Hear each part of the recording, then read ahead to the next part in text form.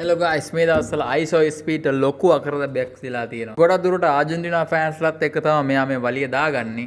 අපි හැමෝම දන්නවා ISO ස්පීඩ් කියන්නේ රොනාල්ඩෝගේ පිස්සු හැදෙන ෆෑන් කෙනෙක්. රොනාල්ඩෝට පිස්සු වැටිලා ඉන්නේ තනිකරම පිස්සුවක් රොනාල්ඩෝ ISO ස්පීඩ්ගේ පැත්තෙන් බලනකොට. එෆර්ට් ආජන්ටිනා මැච් එකේ දවසේදී මෙයා ආජන්ටිනා ගෝල් ලබා ගද්දී සෑහෙන වලියක් දාගන්නවා ආජන්ටිනා කණ්ඩායමත් එක්ක. ඉඳලා ලොකු හේට් එකකට පත් වෙලා තියෙනවා ආජන්ටිනා කණ්ඩායමේ සහ ආජන්ටිනා ප්‍රේක්ෂකයන්ගේ.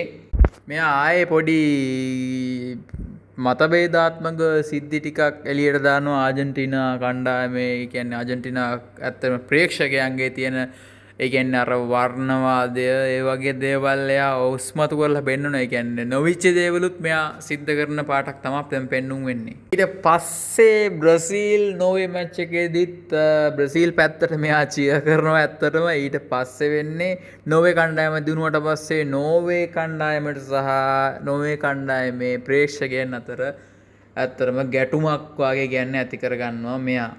ඊට පස්සේ ආයේ පෘතුගාල් ස්පේන් මැච් එකේදීත් ඇවිල්ලා ඒකෙත් ලොකු අකරදැබ්බ වගේක් සිද්ධ කරගන්නවා. ඇත්තටම රොනාල්ඩෝගේ සුපිරිම ෆෑන් කිව්වොත් හරි මේ ISO ස්පීඩ්. රොනාල්ඩෝ වෙනුවෙන් ඕනෙම දෙයක් ඔයාට ඕනම වෙලාවක කරන්න පුළුවන්.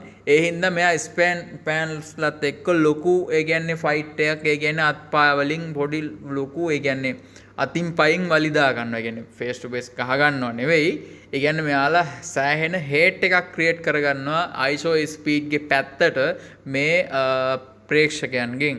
ඊට පස්සේ වැළුවොත් ආජන්ටිනා ඊජිප්ට් මැච් එකේදී ආජන්ටිනාවේ සුපිරි ක්‍රීඩක ලයනල් මෙසි අතින් ෆැනල්ටියක් මිස් වෙනවා. ඒ වෙලාවේ මෙයා පුදුම විදියට උද්‍යෝගමත්ව කෑ ගහලා ඇත්තටම ආජන්ටිනා ක්‍රීඩකයෝ සහ ප්‍රේක්ෂකයෝ පහත් කරනවා. ඊට පස්සේ ආජන්ටිනාව අවසානයේදී සුපිරි විදිහට තරගය ජයග්‍රහණය කරනවා. ඊට පස්සේ අමුතුම විදිහේ එක්ස්ප්‍රෙෂන් ටිකක් දීලා මූණෙන් අමුතුම විදිහට මේවා ටිකක් දාලා අන්තිමේට එතනත් ෆෑන්ස්ලාත් එක්ක ටිකක් වලියක් දාගන්නවා.